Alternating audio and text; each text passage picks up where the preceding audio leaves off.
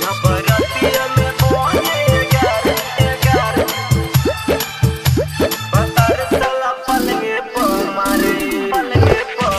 जबरतिया में बोले यार पतर साला पलंगे पर मारे हम हार जाई वो नहीं हार पतर साला पलंगे पर मारे जबरतिया में बोले यार पतर साला पलंगे पर मारे डीजे राजा जबरतिया में बोले यार यार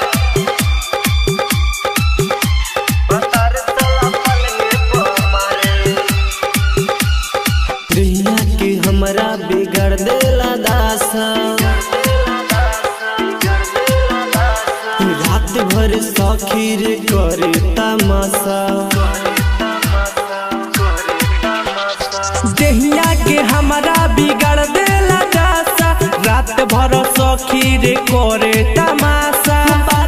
खुआइल खोल देला पाई बोली तो हमसे ना डरे जबरतिया में बोझे गार पतर साला पलंगे पर मारे हम हार जाई वो नहीं हार पतर साला पलंगे पर मारे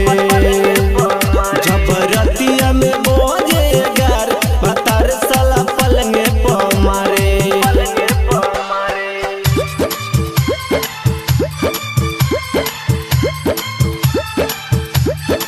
जबरतिया में बोले यार यार पतर साला पलंगे पर मारे का कही सखी बोलमुआ के हाल रे ओकरा से निक रहे पवन 20 साल रे का कही सखी बलमुआ के हाल रे ओकरा से निक रहे पवन विशाल रे दिलीप बबुआ भूटान राजा नाक के नथिया उतारे जबरतिया में बोझे गार पतर साला पलंगे पर मारे